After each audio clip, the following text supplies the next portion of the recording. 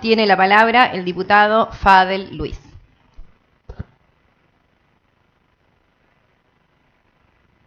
Muchas gracias, señora presidenta. Gracias por el catering. También estamos innovando. Estamos en tratamiento de esta ley de emergencia, donde hay un despacho de la mayoría, firmado no tan solo por algunos integrantes del bloque oficialista, y un trabajo realizado por el bloque de la Unión Cívica Radical, con un despacho en minoría y con una alternativa para este proyecto. Si bien lo mencionó muy bien el miembro informante, el diputado Acuña, del despacho de la minoría, y acá se ha soslayado mucho de los que han preopinado sobre la situación por la cual a nadie escapa en este país los tratamientos de las leyes de emergencia en diversos tiempos de la historia. Y Catamarca no es ajeno, muy bien lo referenció el miembro informante de la minoría, cuál era el contexto nacional de los años 90 y por qué no tan solo Catamarca, sino otras provincias también llegaban a ese contexto de una ley de emergencia que, entre otras cosas, se buscaba unas monedas paralelas al curso legal que tenía la Argentina. Estos eran los famosos bonos provinciales, llámese de diferentes maneras, en diferentes provincias. E insisto, el contexto nacional era totalmente diferente, y acá muy bien lo mencionó el diputado Acuña, y disculpe que lo mencione tanto, pero realmente fue muy claro y preciso en su fundamento. También coincido que hay algunos interrogantes que acá lo han planteado. Hay algunos interrogantes del porqué de esta ley. El porqué de esta ley cuando, de acuerdo al mensaje de elevación del texto normativo que se está tratando, quien lo firma, la máxima autoridad provincial, señala que estamos en una provincia equilibrada, previsible, económicamente y financieramente en regla. En ese mismo mensaje de elevación se indica que se establecen medidas de control y reducción del gasto público a fin de sostener el equilibrio fiscal, económico y financiero. Y nuevamente surge esa pregunta, el porqué de esta ley,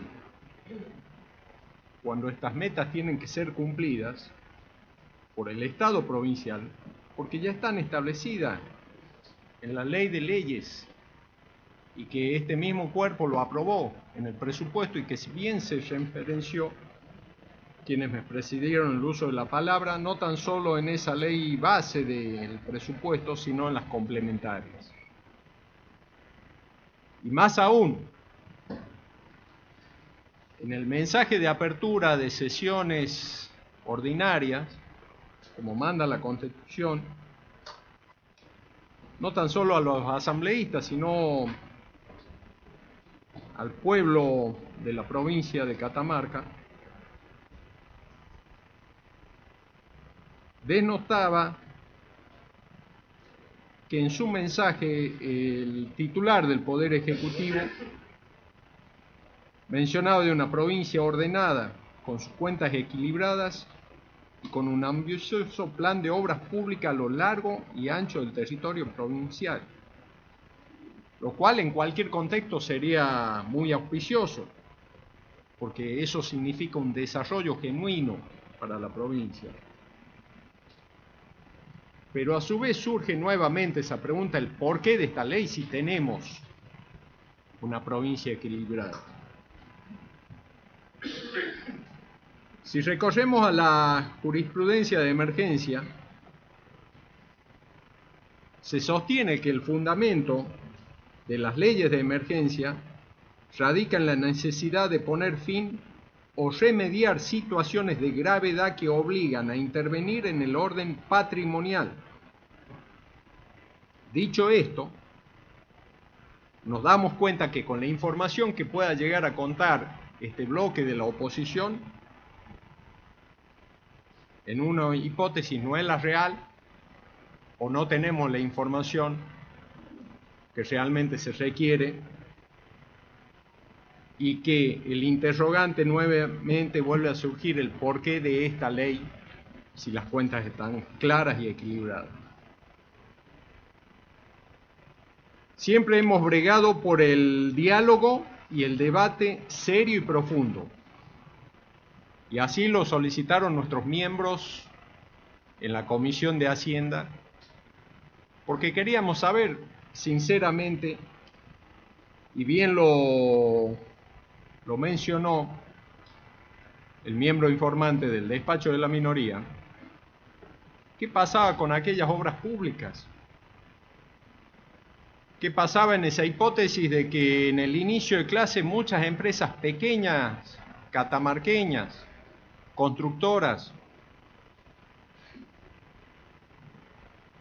pusieron en acondicionamiento las escuelas para que se pueda iniciar el ciclo lectivo en el tiempo que estaba establecido y no han, permítame el término, no han firmado ni un papelito? ¿Qué va a pasar con la sanción de esta ley? ¿En qué estado dejamos descalzadas esas pequeñas empresas catamarqueñas que dan una fuente de trabajo genuino? Y la pregunta sería si no las estamos llevando a que esas mismas empresas que apostaron, que cumplieron, a que se fundan. En una provincia equilibrada con las cuentas vuelve a surgir la pregunta del porqué de esta ley. La democracia y la ética en la política implica diálogos y consensos. Y ese es el camino y no entendemos por qué no se aceptó nuestra sugerencia en la comisión. Y nos lleva a elaborar nuevamente esa pregunta del porqué de esta ley. Creemos que es un proyecto superior y alternativo. En la política se requiere de esos consensos y esos diálogos. Tal vez no se buscaron los caminos necesarios para llegar. Pero sí estamos convencidos que en el presupuesto de los poderes independientes del Estado, en todo Estado democrático, la institucionalidad que manda la Constitución se requiere respetarlos. Y hoy, con la sanción de esta ley, como viene, los estamos avasallando, porque estamos sumando el poder público y seguramente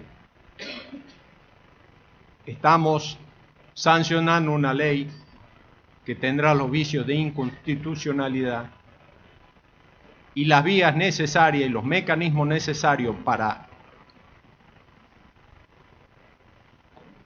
declararla estarán presentes, porque reitero, se suma el poder en un solo Estado y en una democracia los poderes son independientes y se respetan porque así lo manda nuestra Constitución.